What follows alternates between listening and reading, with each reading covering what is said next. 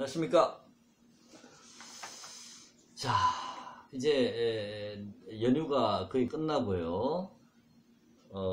이제 내일이면 다시 이제 주식시장이 열릴 텐데요. 연휴 기간에 미국 시장이 크게 빠지질 않았기 때문에 개장 이후 연휴 첫날은 주가가 좀 세지 않을까 그렇게 생각을 합니다. 2월 중순에 영국의 브렉시트 문제가 있긴 한데요. 그 문제는 뭐 그 기간이 살짝 다가오면 잠시 눈치 보기는 될 수 있겠지만 저는 2월달 중순에 있는 그 브렉시트 문제는 큰 영향을 끼치지 않을 걸로 보여집니다. 자, 그래서 코스피 지수는 지금 여러분들은 어느 정도 가격이 고점이라고 보십니까? 제가 그동안 지속적으로 코스피는 계속 우상향입니다 라고 말씀을 드렸고요. 지금 요 반등이 저는 추세 상승이라고 보지 않고 계속 반등이라는 표현을 썼었는데요.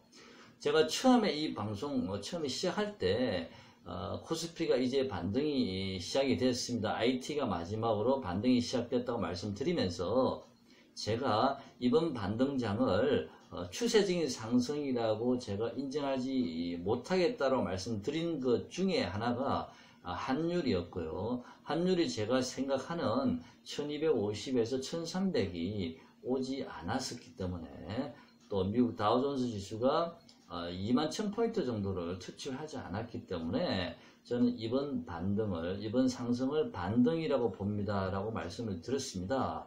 그리고 일단 시세에 순응해야 되기 때문에 저는 무조건 저점에서 매수를 하겠습니다. 그리고 홀딩 하겠습니다 라고 말씀드렸습니다. 이 지수가 지금 계속 장중 조정만 살짝 거치고요. 계속 우상향해서 올라왔는데 제가 생각하는 코스피의 그림입니다. 근데 제가 차트를 원래 보여드리면서 말씀을 드려야 되는데 저도 슬슬 어머님 댁에 지금 와 있어서 이 컴퓨터가 없거든요. 그래서 어쩔 수 없이 제가 그냥 간단하게나마 막 그림을 한번 그려봤거든요. 요 그림대로 움직이지 않을까 해서 첫 번째 안이 있고 두 번째 안이 있는데요. 자, 이 그림을 보시면 보이시는지 모르겠습니다. 이 첫 번째 안은 121선을 돌파를 한 이후에요. 그 다음에 작은 쌍봉을 그린 다음에 다시 하락하는 요 경우가 한 가지 있습니다.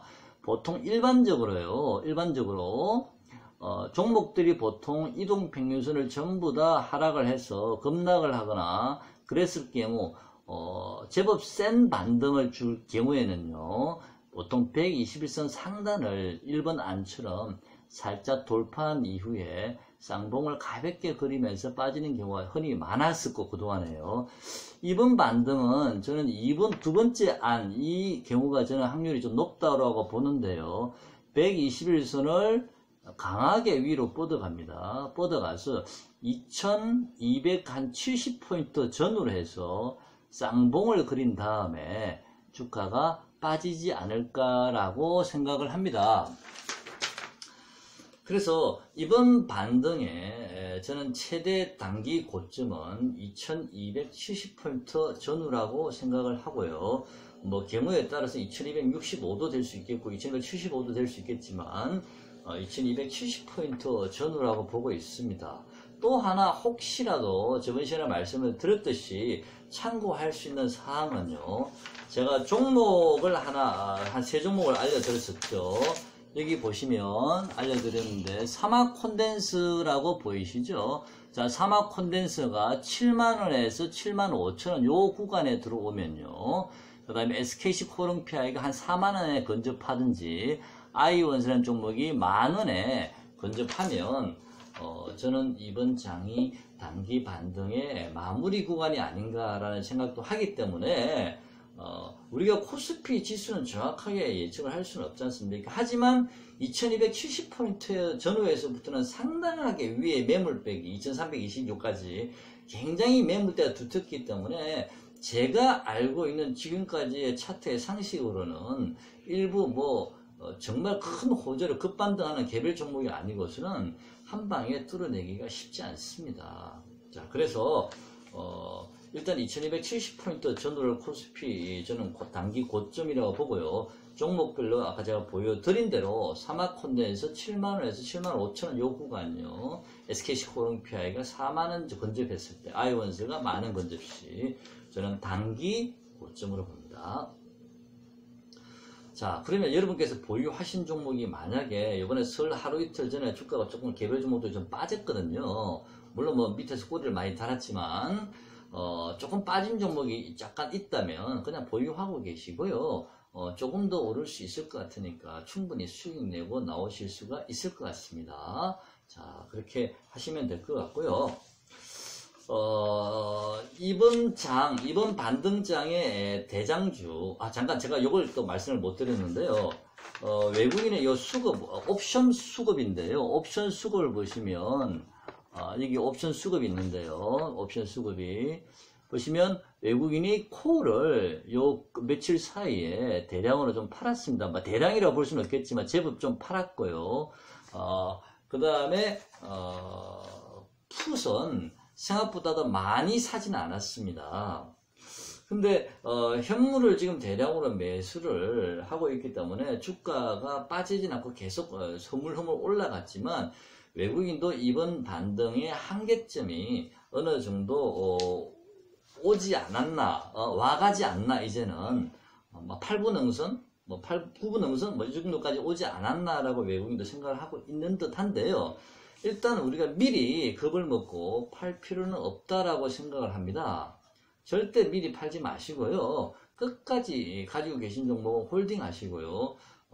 종목을 자주 이렇게 상승 시에는요, 물론 이제 순환매를 빨리 타야 되기 때문에 이 종목 샀다가 팔고 또 다른 종목 사시고 하시는데, 그러기보다는 차라리 가만히 두시는 게 오히려 수익률이 더 나을 수도 있습니다. 괜히 마음이 급해서 이게 자꾸 종목을 갈아타시다 보면 오히려 역사이클에 걸릴 수도 있거든요.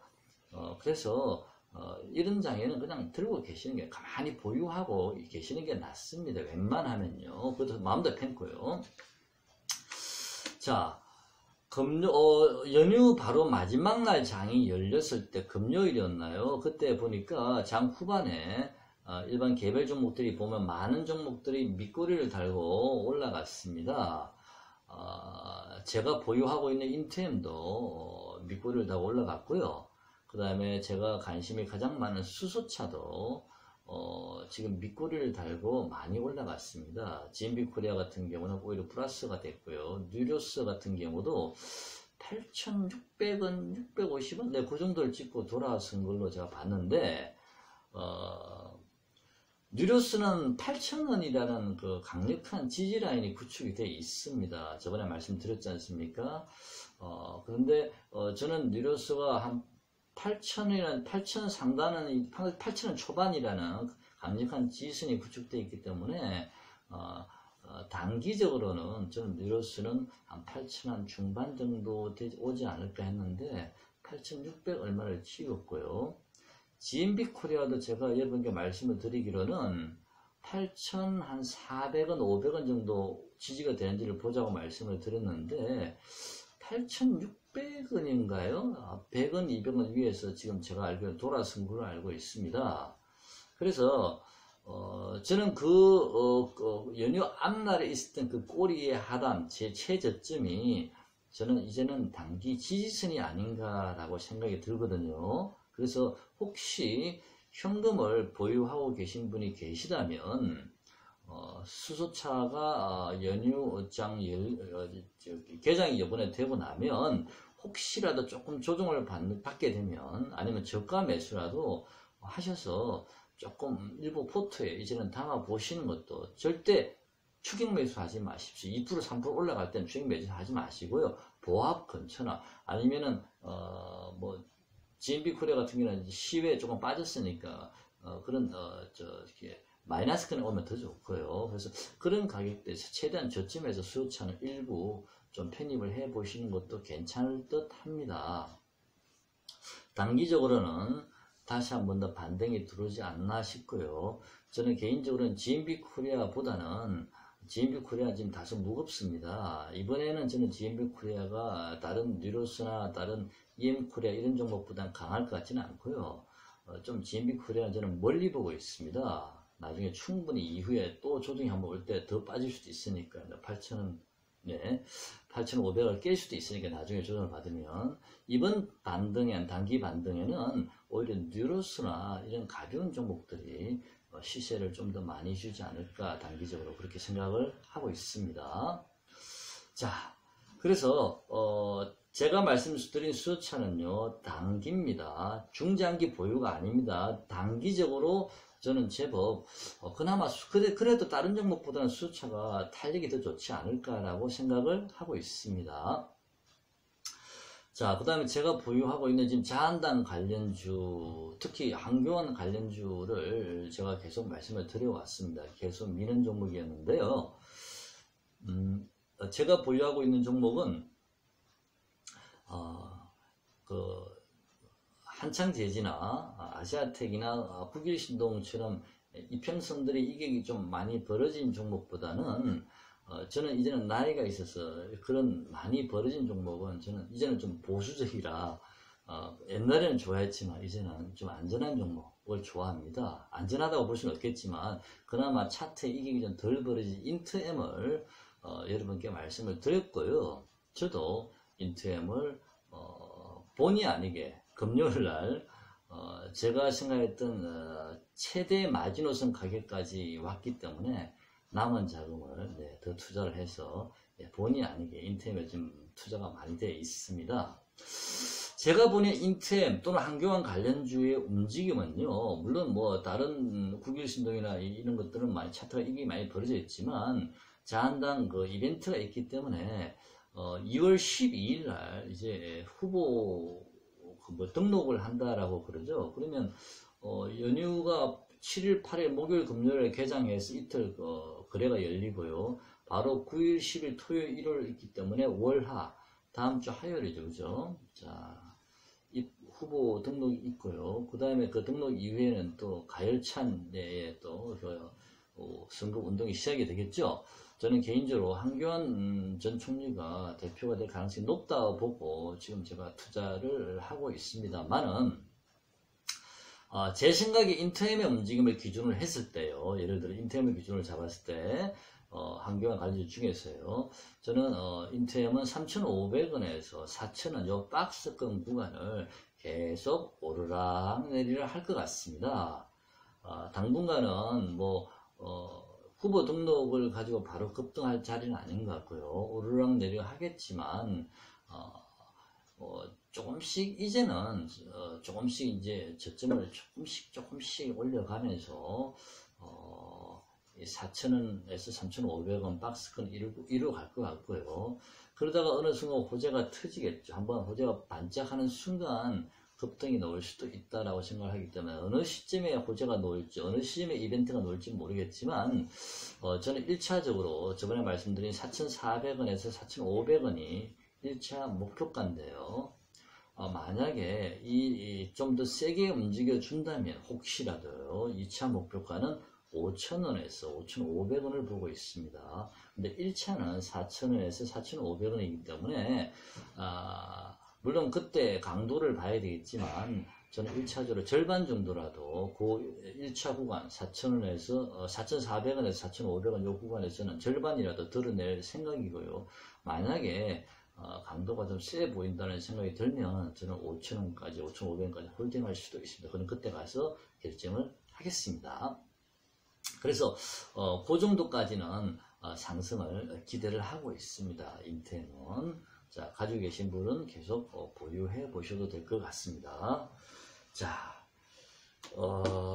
제가 코스피 지금 여러분께서 가장 궁금하신 게 이번 반등장의 고점이 어딘지 또 내가 가진 종목이 정말 뭐 이렇게 어디까지 갈 수 있는지를 지금 가장 관심이 많으실 것 같고요. 또 현금 보유하시는 분은 어떤 테마나 어떤 종목에 내가 투자를 해야 수익률을 또 많이 높일 수 있을까 고민을 많이 하실 것 같습니다.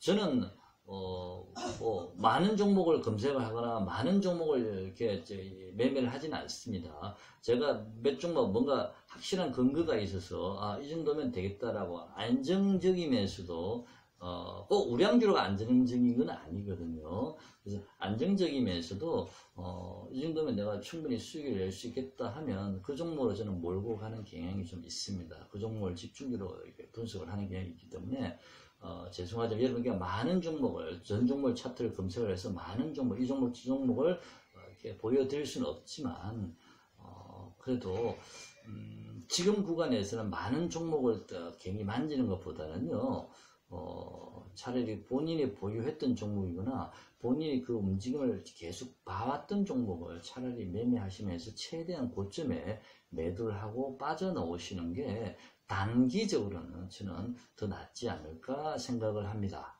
자, 오늘의 시향은 여기까지 하고요.